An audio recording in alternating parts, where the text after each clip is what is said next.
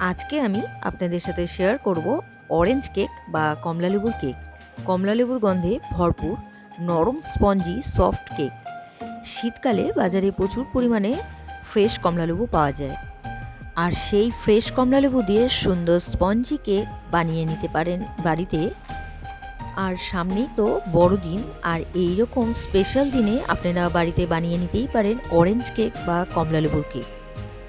এর আগে আমি মাইক্রোওয়েভ ওভেনে কেক বানিয়ে দেখিয়েছিলাম আপনাদেরকে, আর আজকে আমি খুব সহজ পদ্ধতিতে গ্যাস ওভেনে বানিয়ে দেখাবো। তাহলে আর দেরি না করে ঝটপট রেসিপিটা শুরু করি।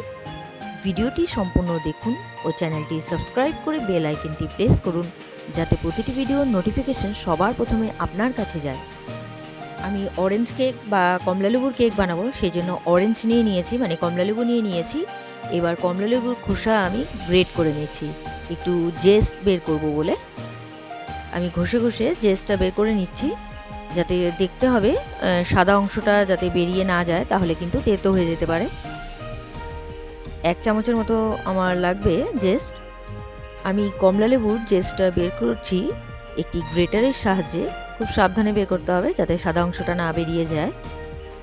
আমি বের করে নিয়েছি।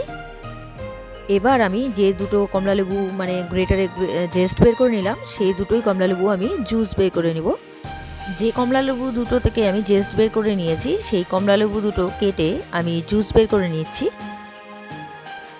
আমি জুস বের করে নিয়েছি। দুটো কমলালেবু হলেই হবে, বেশি কমলালেবুর প্রয়োজন নেই। আমি যেহেতু কমলালেবুর জুস দিয়ে কেকটা বানাবো, সেই জন্য দুটো ডিম নিব, বেশি ডিম নেওয়ার প্রয়োজন নেই। আমি দুটো ডিম নিয়ে নিয়েছি। এবার ফেটিয়ে নিচ্ছি একটি হ্যান্ড হুইস্কারের সাহায্যে। আমি ভালো করে ফেটিয়ে নিচ্ছি ডিমটাকে। এই কেকে বেশি ডিম দেওয়ার প্রয়োজন নেই, দুটো ডিম দিলেই হয়ে যাবে। এবার এর মধ্যে দিয়ে দিচ্ছি সাদা তেল। সাদা তেল আমি 65 গ্রাম দিয়েছি, মানে 65 গ্রাম দিয়েছি।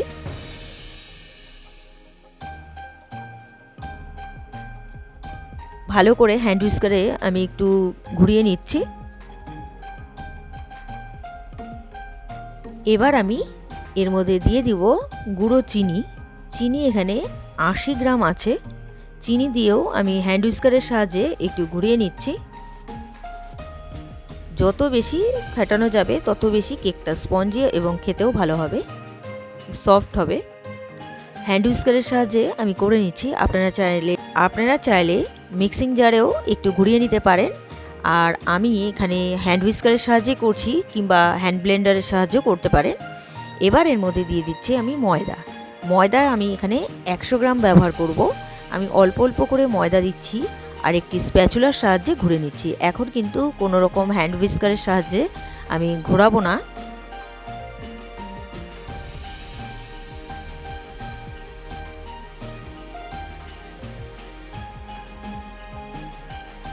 ভালো করে মিক্সড করে নিয়েছি। খুব ভালো করে মিক্সড করে নেওয়া হয়ে গেছে। এবার আমি এর মধ্যে দিয়ে দিচ্ছি বেকিং সোডা, আর দিয়ে দিলাম এর মধ্যে অরেঞ্জ জুস। একবারে সম্পূর্ণটা ঢেলে দেবেন না, অল্প অল্প করে দেবেন, না হলে কিন্তু মানে লেয়ারটা একদম পাতলা হয়ে যেতে পারে। আর দিচ্ছি এখানে অরেঞ্জ জেস্ট, মানে প্রথমেই যে আমি লেবুর খোসাটা গ্রেট করে রেখেছিলাম সেটাই দিয়ে দিলাম।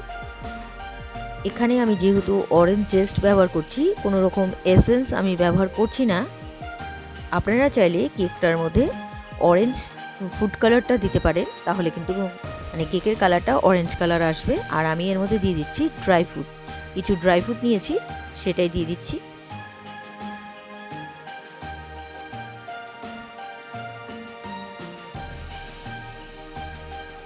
আর দিয়ে দিচ্ছি এখানে চকো চিপস। ভালো করে মিক্সড করে দিলাম। আমি কিন্তু সব মানে ড্রাই ফ্রুট ব্যবহার করলাম না, কিছুটা আবার পরেও দেব।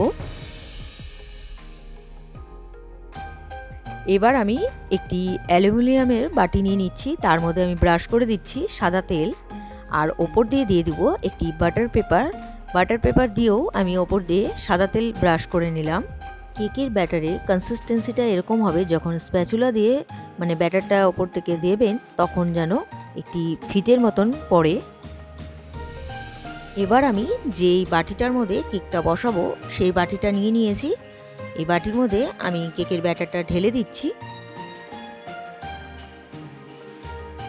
কেকের ব্যাটারটা দিয়ে বাটিটা এইভাবে একটু ঝাঁকিয়ে ঝাঁকিয়ে নিতে হবে, যাতে কোনো রকম বাবল না থেকে যায় ভেতরে। এবার আমি গ্যাস অন করে দিয়েছি, গ্যাসের উপরে একটি তাওয়া বসিয়ে দিয়েছি, তাওয়াটাও গরম হয়ে গেছে। আর কেকের বাটিটাও আমি বসিয়ে দিয়েছি, দিয়ে দিচ্ছি ওপর দিয়ে ঢাকা। আমি 40 মিনিটের জন্য ঢাকা দিয়ে দিচ্ছি। আমি মাঝে এসে একবার খুলে এর মধ্যে কিন্তু আমি ড্রাই ফ্রুট দিয়ে দেবো। আমি খুলে নিলাম, মাঝখানে এসে একবার দেখুন ফুলতে শুরু করে দিয়েছে। আমি ওপর দিয়ে ড্রাই ফ্রুটটা দিয়ে দিচ্ছি। ড্রাই ফ্রুটটা সম্পূর্ণ তখন দিইনি, এই কারণে সেই সময়টা যদি ড্রাই ফ্রুট সম্পূর্ণ দিয়ে দেওয়া হতো তাহলে কিন্তু সম্পূর্ণ ড্রাই ফ্রুট একদম নিচে চলে যেত। সেই কারণে মাঝখানে এসে একবার ড্রাই ফ্রুটটা আমি দিয়ে দিচ্ছি।